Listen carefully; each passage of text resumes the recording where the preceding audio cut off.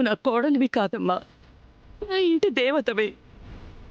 మమ్మల్ని మా వంశాన్ని కాపాడడానికి మా ఇంట్లో అడుగు పెట్టిన ఆది పరాశక్తివి.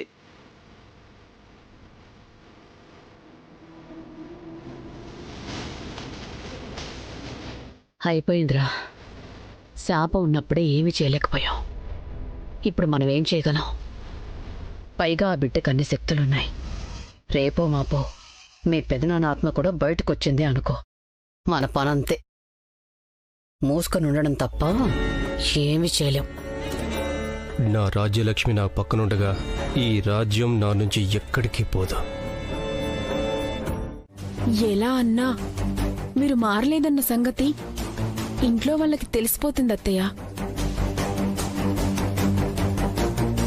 మీరు ఏ తప్పు చేయనప్పుడు ఇంట్లో మంచి జరిగినందుకు అందరితో పాటు మీరు సంతోషంగా ఉండాలి కదా. తీసుకోండి. ఇంకేం ఆలోచించొద్దండి. ఇంకా మీరు మారలేదని అనుమానం వస్తే, ఆపద తలపెట్టే ఆలోచన మీకుందని అనుమానం వస్తే అప్పుడు ఏం జరుగుతుందో నేను మీకు చెప్పాల్సిన అవసరం లేదు. తీసుకోండి.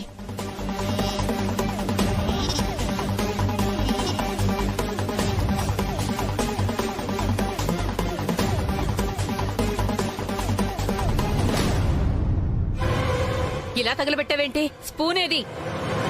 మా ఊళ్ళో ఇలాగే తాగుతారత్తయ్య. అవును, నీతో పెద్ద ఊరు, దాని ఉదాహరణగా చెప్తున్నావు. అమ్మా, ఎవరి మీద కోపం ఎవరి మీద చూపిస్తున్నావు? పాపం మధ్యలో రాజీ ఏం చేస్తుంది? ఇలా గిన్నె పట్టుకొని నోటి దగ్గర పెట్టుకుని తాగలేవా? పట్టుకో, నేను తాగినట్టు తాగు. గొంతులో పోసుకుంటే కడుపులో చల్లగా పడుంటుంది.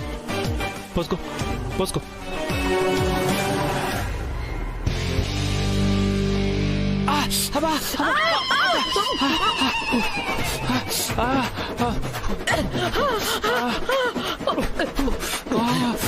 మీ బుద్ధి మారినందుకు మీకు ఈ శిక్ష పడాల్సిందే.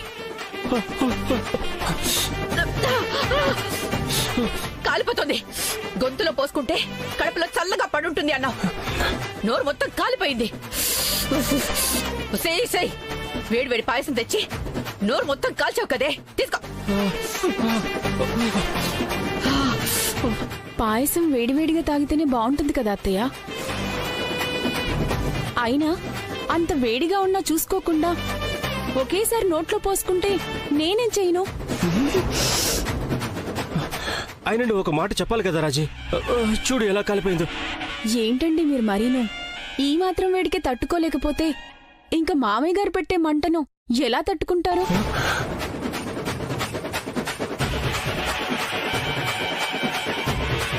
ఏంటి ఏమన్నా? అదే, రేపు పెద్ద మామయ్య గారి ఆత్మ బయటకొస్తుందంట కదా. బయట అనుకుంటుంటే విన్నాను. జాగ్రత్త అండి.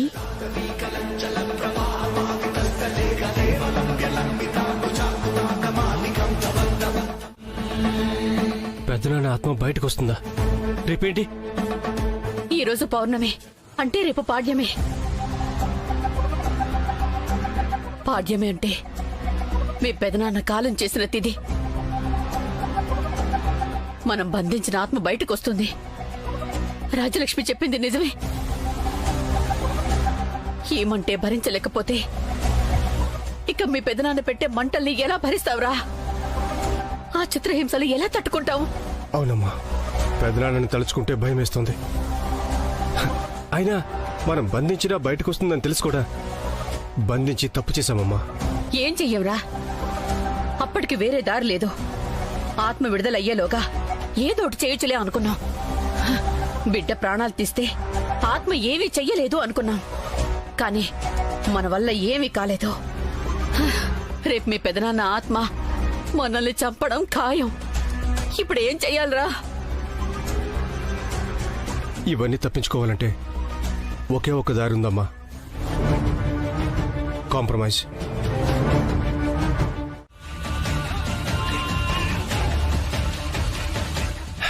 అయినా నా మాట మీద మీకు నమ్మకం కలగకపోతే ఒక పని చేద్దాం. ఇన్నాళ్ళు నేనేం చేసినా ఈ ఆస్తి కోసం, దీని మీద అధికారం కోసమే కదా. పెదనాన్న నీకు రాజ్యాధికారం అప్పగించినా నేను అమ్మ అంగీకారం చెప్పకుండా నీకు పూర్తి అధికారం దక్కకుండా అడ్డుపడుతూనే వస్తున్నాం. ఇక నుంచి నీకు ఏ అడ్డు ఉండదు. రేపే నీకు రాజ్యాధికారం, అక్షయపాత్ర ట్రస్ట్ అన్నిటికీ సంబంధించి ఇంట్లో అందరిది ఒకటే నిర్ణయమని అనౌన్స్ చేద్దాం. అప్పుడైనా మీకు నేను మారానని నమ్మకం కలిగితే చాలు. Good night. Good night Vaidehi.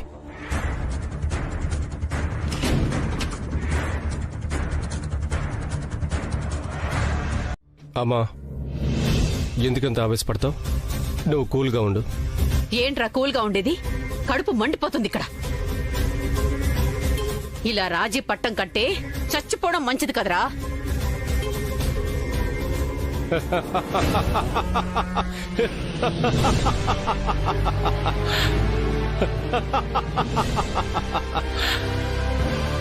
నవ్వుతావేంట్రా? పిచ్చేమన్నా పట్టిందా నీకు? నాకు పిచ్చెక్కడ వెంటమ్మా. నేను జనాల్ని పిచ్చెక్కిస్తాను గాని నీ కొడుకు గురించి నీకు తెలిసింది ఇంతేనా? 10 తలల రావణాసురుణ్ణి నేను.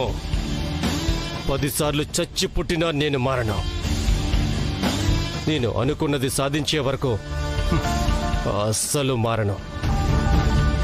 మారానని నేనే చెప్పినా నువ్వు నమ్మకూడదు.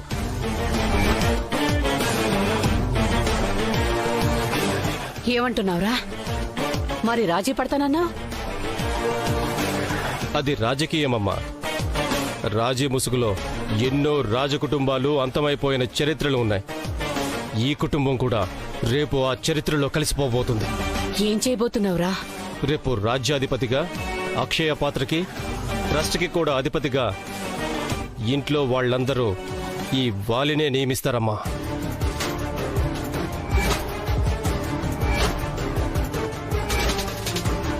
నిన్ను రాజ్యాధిపతిగా నియమిస్తారా? ఈ ఇంట్లో వాళ్ళ? డౌటే లేదు, నీకు నిజంగానే పిచ్చెక్కేసింది. అది ఎప్పటికీ జరగని పని. అది లాక్కునేదే గాని వాళ్ళు ఎప్పటికీ ఇచ్చేది కాదు. కొన్ని బలవంతంగా లాక్కుందామన్నా రావమ్మా. వాళ్ళంతటా వాళ్ళు ఇచ్చేలా చేసుకోవాలి.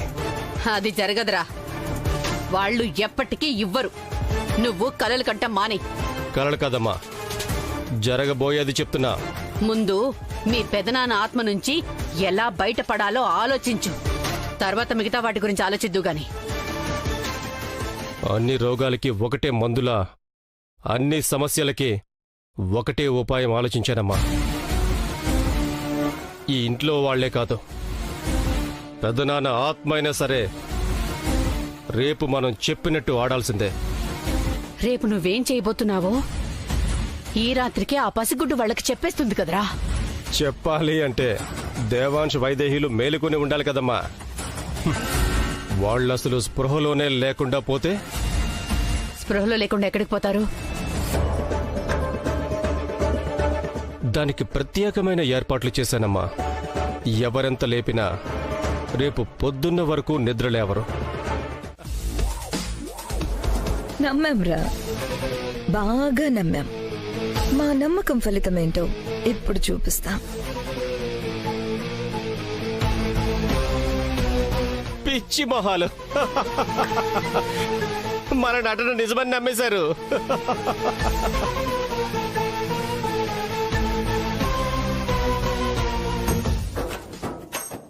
ఒరే, అదేదో రిటర్న్ గిఫ్ట్ అంటున్నారు.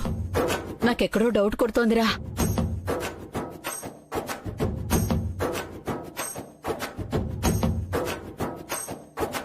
నీకన్నీ అనుమానాలే.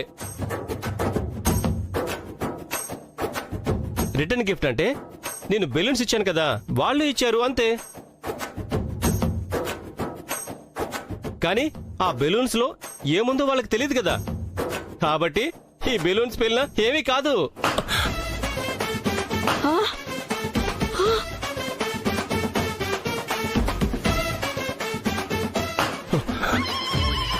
అమ్మా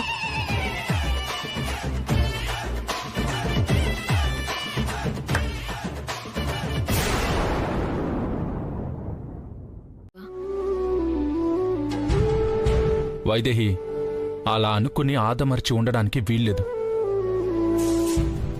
ఆ ప్లాన్ గురించి మనకి తెలిసింది కాబట్టి దాన్ని తిరిగి బాలి మీద ప్రయోగించాం. కానీ మనకి తెలియకుండా ఇంకా ఏమేం చేశాడో. వాలి స్పృహలో లేకపోయినా వాటి వల్ల మనకి ప్రమాదం ఉందేమో. నిజమే బావా, వాడు కోరుకుంటున్న రాజ్యాధి పదవి ఇచ్చేస్తామని చెప్పాం కదా. అయినా ఇంకా మన మీద ఎందుకు ద్వేషం పోలేదో తెలియడం లేదు. ఆ ద్వేషమే ఏమైనా చేయడానికి తెగించేలా చేస్తుంది. అదేంటో తెలుసుకోవాలి వైదేహి.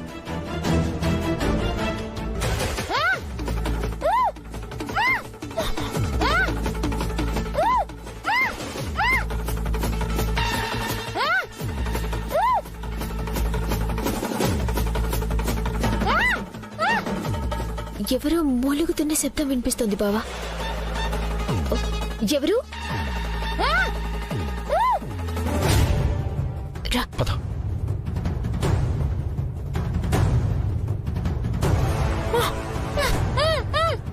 రాజలక్ష్మి, నువ్వు రాజలక్ష్మి, రాజలక్ష్మి,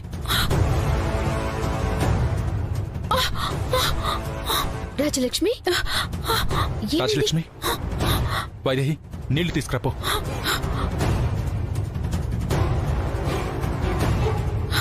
తాగు, తాగు, ముందు వాటర్ తాగు.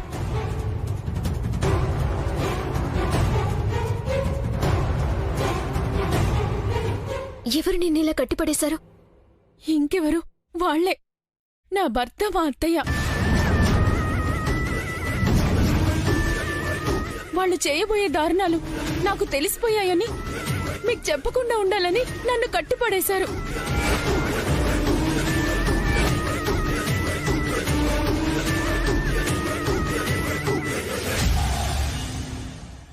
అక్క, బాబుగారు, వాళ్ళు తెల్లారే లోపల చాలా దారుణాలు చేయాలనుకుంటున్నారు.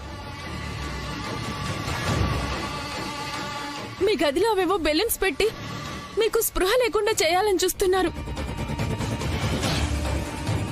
కంగారు పడాల్సిన అవసరం ఏం లేదు రాజలక్ష్మి. వాలి మాకు ఏదైతే చేయాలనుకున్నాడో ఇప్పుడు వాలి అదే అనుభవిస్తున్నాడు.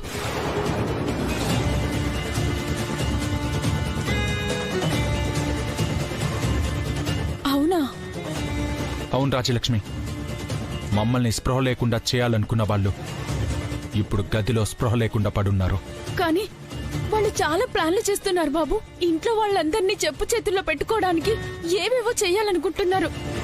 లక్కీ బాబుకి మళ్ళీ కాళ్ళు లేకుండా చేయాలనుకుంటున్నారు. ఇంకా చాలా చాలా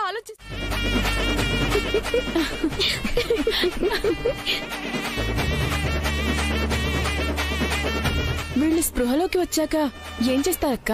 ఏముంది, రాత్రి వాళ్ళ ప్లాను ఏది వర్కౌట్ కాక తెల్లారాక మావయ్య గారి ఆత్మ బయటపడుతుందన్న భయంతో దాని నుంచి తప్పించుకోవడానికి ఆ మంత్రగత్తె దగ్గరికి పరిగెడతారు.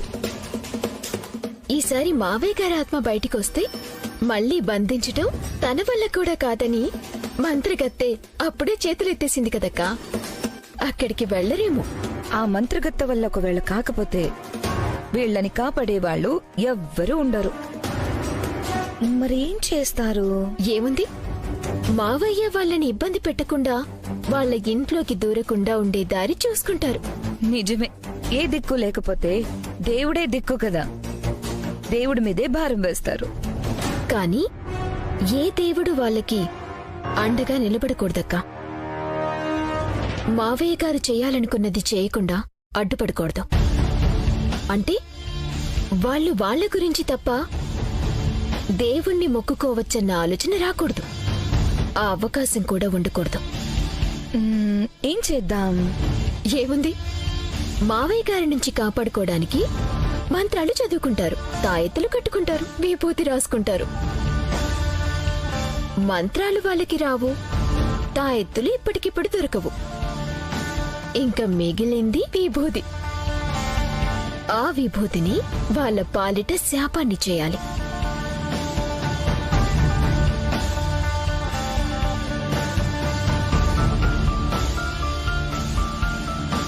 అమ్మ రాజలక్ష్మి, కిందకి వెళ్ళి ఆ విభూతి తీసుకురా.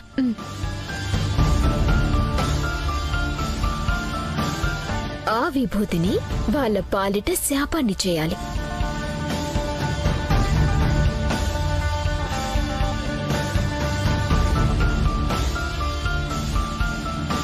అమ్మ రాజలక్ష్మి, కిందకి వెళ్ళి ఆ విభూతి తీసుకురా.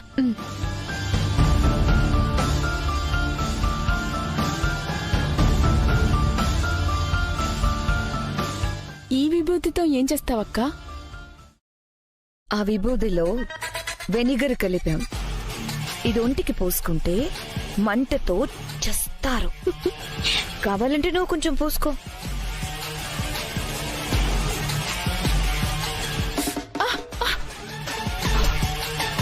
కొంచెం పూసుకుంటేనే ఇంత మండిపోతుంది, ఇక ఒళ్ళంతా పూసుకుంటే తట్టుకుంటారా? ఇదక్కడ పెట్టేసి వెళ్దాం. వాళ్ళకి స్పృహ వచ్చాక వాళ్లే పూసుకుంటారు. సరే అక్క. ఇక మిగిలిన శత్రుశేషం అంటావా? అది నాన్నే మనకి దూరం చేస్తారు. ఆత్మ సంతృప్తితో నువ్వు పెట్టిన వాటిని ఆరగిస్తారు. అవును వైదేహి, మావయ్య గారు వాలి స్వాహ తైలని వదిలిపెట్టరు. వాళ్ళని మారుస్తారు లేదా మనకి దూరంగా ఉండేలా చేస్తారు. నాకు తెలుసక్క, మావయ్య గారు మనల్ని సమస్యల్లో వదిలిపెట్టరు. కానీ ఆ భరోసా మావయ్య గారి నుంచి రావాలి. ఇప్పుడు పాఠ్యమే. ఈ పాటికి మావయ్య గారు బంధం నుంచి విముక్తి చెందుంటారు. ఇప్పుడు వాటిని తింటే మావయ్య గారి ఆత్మ శాంతించినట్టు, మనకి ఆపదలు దూరమైనట్టు.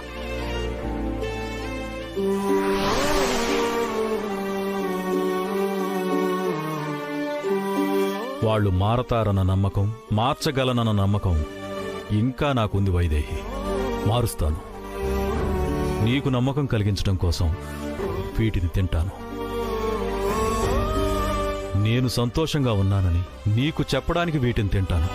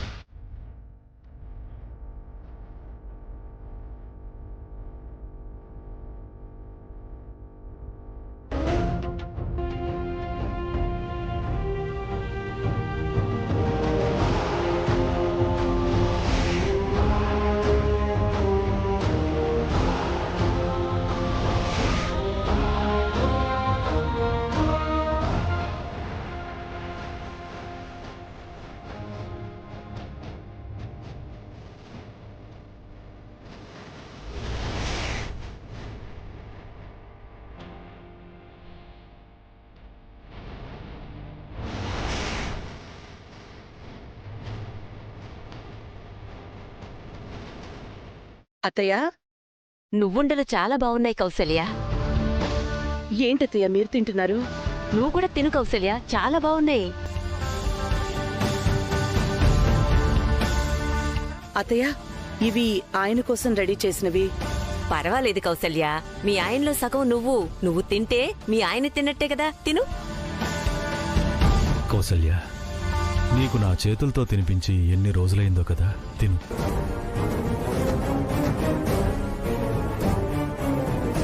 తిను కౌసల్య, తిను. అత్తయ్య, ఆహా, మీరు కాదు. ఏమండి, మీరే కదా.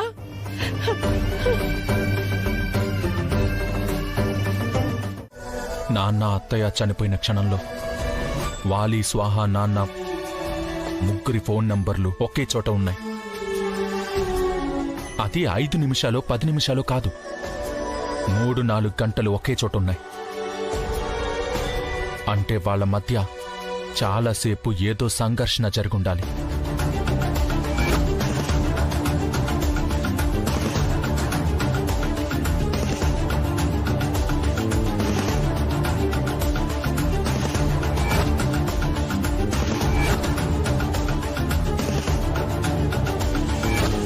నాన్న వాళ్ళకి తెలియకుండా నగల్ని బావిలో దాచి ఉండాలి.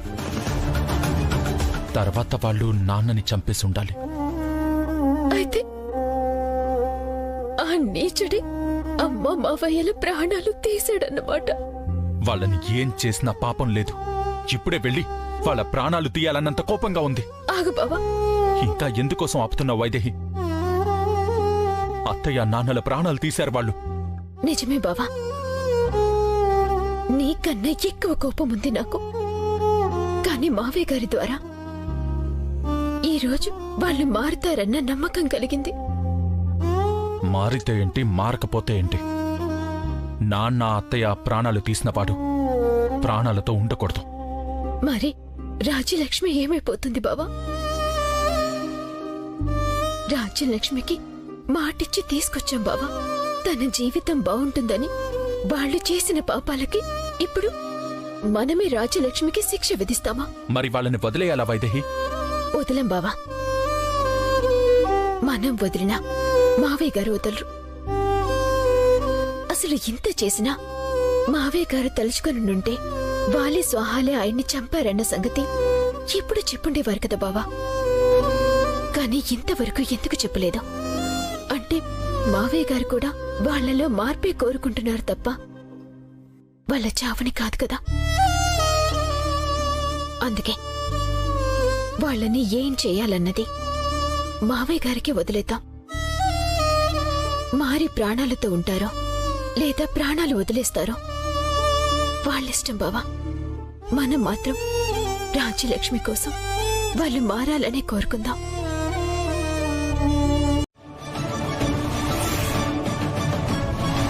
అన్నానా? అనే ఉంటాను. ఇంకా ఏమన్నాను? అదే ఊర్మిళ మన పార్టీలో ఉంటూ మొగుడికి కాళ్ళు రాగానే ప్లేట్ మార్చేసింది కదా. మళ్ళీ లక్కీని చక్రాల కుర్చీకి పరిమితం చేద్దాం, అప్పుడు ఊర్మిళ మళ్ళీ పరిగెత్తుకుంటూ మన దగ్గరికే వస్తుంది అన్నావు కదరా. ఓ, అలా కూడా అన్నానా? అన్నావు, కానీ ఏ ఒక్కటి అనుకున్నట్టు జరగలేదు. అవును, నువ్వు నా దగ్గర అంతా వాగి ఇప్పుడు నన్ను అడుగుతున్నావేంటి? ఏం లేదు స్వాహా, వీల్ చైర్ పిలుస్తోంది. ఏంటి స్వాహానా? కన్న తల్లిని పేరు పెట్టి పిలుస్తున్నావు? బుర్రగాని పోయిందా? చెప్పేది వినకుండా పేరు పెట్టి పిలిచానని లాగుతావేంటి స్వాహా? లక్కీని వీల్ చైర్ కి పరిమితం చేస్తా అన్నాను కదా. ఇప్పుడు అదే వీల్ చైర్ నన్ను పిలుస్తోంది. వాలి, ఒరే వాలి, ఎక్కడికి వెళ్తున్నావురా? వాలి రేయ్!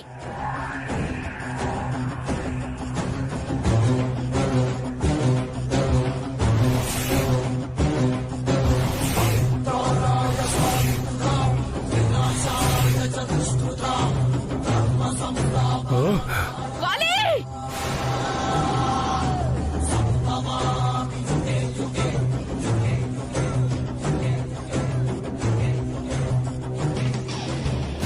వాలి! వాలి! వాలి! వాలి! అయ్యో అయ్యో వాలి! వాలి! ఏమైందిరా నీకు? ఎంత పనిచేశారు బావగారు? నా కొడుకులో దూరి పైనుంచి కిందకు తోసేశారా? అయ్యో, నా కొడుకు నాకు కాకుండా చేస్తారా? వాలి! వాలి! అరే అంజయ్, దేవాజ్, తొందరగా రండి. పోతే ఏ బాధ లేదు స్వాహ, కాని పోడు. ప్రాణాలతో ఉన్నా ఎందుకున్నానా ఈ బ్రతుకు ఎందుకు అని ఏడుస్తాడు. నా కొడుకు చక్రాల కుర్చీలో ఉన్నాడని ఎంత హేళన చేశాడు. ఇప్పుడు నీ కొడుక్కి అదే గతి పట్టబోతోంది. చావలేక బ్రతకలేక చివరికి మారక తప్పే గతి లేక మిమ్మల్ని మారేలా చేస్తాను.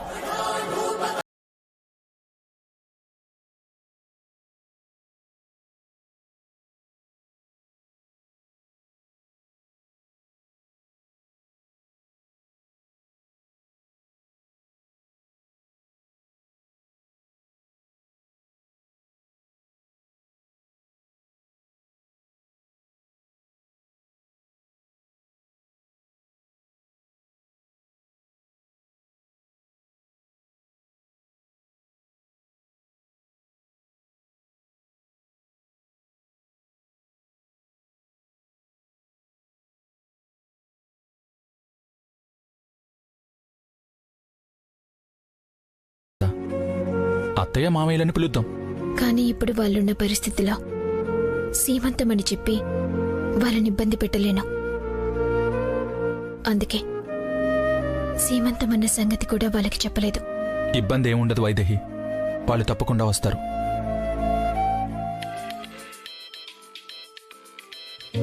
హలో, చెప్పండి. ఇచ్చేశారు కదా, మామయ్య గారికి బోనస్ గానే ఇచ్చారు కదా. సరే సరే, thank you so much. Okay. ఏంటి బావా, మావయ్య గారికి బోనస్ అంటున్నావు? నీ కడుపులోని మన బిడ్డకి మొట్టమొదటి పండుగ ఇది వైదేహి. నిన్ను పెంచి పెద్ద చేసిన నీ పుట్టింటి వాళ్ళు పసుపు కుంకాలు తీసుకురావాలి, అది సంతోషంగా. అందుకోసమే మామయ్య గారికి ఆ ఖర్చులకి ఇబ్బంది లేకుండా బోనస్గా డబ్బులు అందేలా చేశాను. నాన్నే ఫోన్ చేస్తున్నారు బావా. మాట్లాడు. హలో నాన్న. అమ్మా వైదేహి, ఎలా ఉన్నావమ్మా? బాగున్నాను నాన్న. అమ్మ ఎలా ఉంది? తమ్ముడు ఎలా ఉన్నాడు? అందరం బాగున్నావమ్మా. తమ్ముడు కూడా చాలా బాగున్నాడు. నువ్వెలా ఉన్నావమ్మా? అన్ని జాగ్రత్తలు తీసుకుంటున్నావు కదా? తీసుకుంటున్నాను నాన్న. నా పిచ్చి గాని జాగ్రత్తలు తీసుకుంటున్నావా అని నేను నిన్నడగటం ఏంటి? అక్కడ నిన్ను కాలు కూడా నేల మీద పెట్టకుండా చూసుకుంటారని తెలుసు. ఎంత బాగా చూసుకున్నా ఏ ఆడపిల్లైనా పుట్టింటి చల్లని చూపు కోసం ఎదురు చూస్తుంది నాన్న. ఇప్పుడు నాతో పాటు నా బిడ్డ కూడా మీ రాక కోసం ఎదురు చూస్తుంది. వస్తున్నామమ్మా. ఈ పేద పుట్టిల్లు నీ మెట్టినిటి స్థాయిలో సీమంతం చేయగలదో లేదోనని భయపడ్డాం. కాని భగవంతుడి దయో, నీ కడుపులో బిడ్డ మహత్యమో అనుకోని సాయం అందింది. ఇప్పుడు ఏ లోటు లేకుండా సారి తేగలమన్న నమ్మకం కుదిరింది. నా బిడ్డకి సీమంతం జరిపించే భాగ్యం ఉంటుంది. మామయ్య, మీ ఆశీర్వాదమే మాకు కోట్ల రూపాయల కన్నా విలువ. బాబు గారు, మీకు విషయం చెప్పాలి, ఏమనుకోకండి.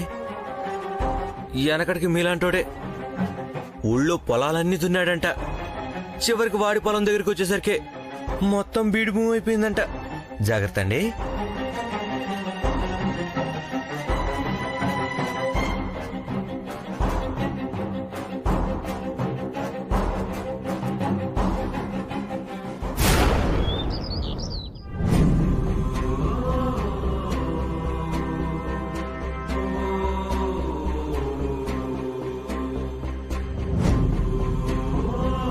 ఇలా ఎంత చేసినా ఏం ప్రయోజనం ఉండదు.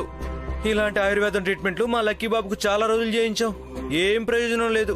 ఈయన చావు దగ్గరికి వస్తే తప్ప ఆ కళ్ళల్లో చలనం రాదు.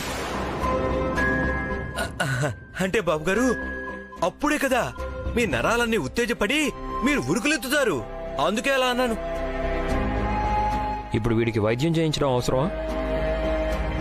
అదేంటి బావగారు అలా అంటారు? వాలి ఇలా ఉంటేనే ఈ ఇంటికి క్షేమమని మావయ్య గారు వాలీకి పరిస్థితి కలిగించారు. ఇప్పుడు నయం చేస్తే పాముకి పాలు పోసినట్టు అవుతుందేమో అని భయపడుతున్నారు. వాలి ఇలా ఉంటేనే ఇల్లు ప్రశాంతంగా ఉంటుందని. ప్రశాంతంగా ఉంటుందేమో అక్క, కానీ సంతోషంగా అయితే ఉండదు. అసలు వాలి లేకపోతేనే సంతోషమని మావయ్య గారు అనుకుంటే అసలు పూర్తిగా లేకుండా చేసేవారు. ఈ పరిస్థితి కలిగించుండేవారు కాదు కదా. శిక్ష మనిషిలో మార్పు తీసుకొస్తుందని మావయ్య గారి నమ్మకం. వైదేహి చెప్పింది కూడా నిజమే అవుతున్నా. ఆల్మోస్ట్ చావుని దగ్గరగా చూసొచ్చాడు. ఇది వాలికి పునర్జన్మ లాంటిది. ఇప్పటికైనా బుద్ధి మారుతుందేమో చూద్దాం. పావుని కొట్టి తర్వాత మందు రాసి నయం చేస్తే అది అమృతం కక్కత్తమ్ముడు, విషమే కక్కుతుంది. వీడు అంతే, ఎన్ని చావు దెబ్బలు తిన్నా బుద్ధి మార్చుకొని విషనాగు లాంటివాడు, విషం కక్కుతూనే ఉంటాడు. అమ్మా, ఇప్పటికిప్పుడు నయమయ్యేది కాదు.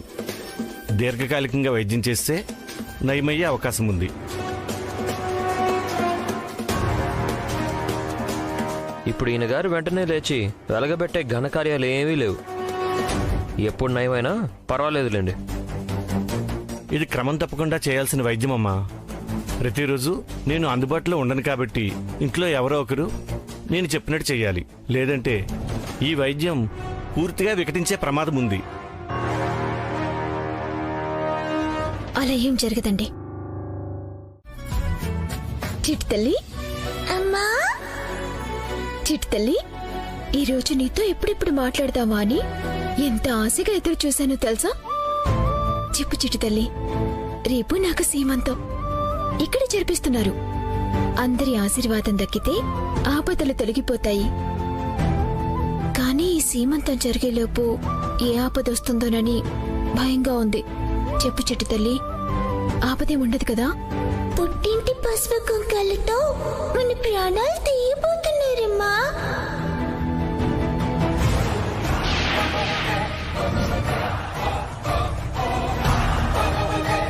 చిట్టి తల్లి, ఏమంటున్నావు? అవునమ్మా, నీ పుట్టినింటి పసుపు కుంకాలతోనే మన ప్రాణాలు తీయటానికి పథకం పన్నుతున్నారు. అమ్మా నాన్నలు తీసుకొచ్చే పసుపు కుంకాలతో ప్రమాదమా? అవైతే అనుమానం రావు కదమ్మా, అందుకే వాటితోనే ప్రాణం తీయాలని చూస్తున్నారు.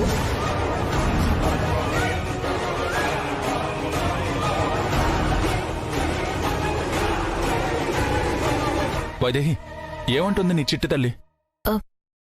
చెప్పు వైదేహి, ఏం జరగబోతుంది? ఏం లేదు బావా, మావయ్య గారి ఆశీర్వాదం ఉంది కదా, అంతా మంచి జరుగుతుంది.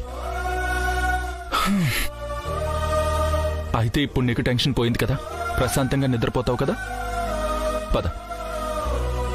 ఎలా చెప్పను బావా, పుట్టింటి పసుపు కుంకాలతోనే కుట్ర పన్నుతున్నారు. నా పసుపు కుంకాలతోనే ఆపద పొంది ఉందని నీకెలా చెప్పను? ఏం ఆలోచిస్తున్నావు ఇంకా? ఏం లేదు బావా. మరి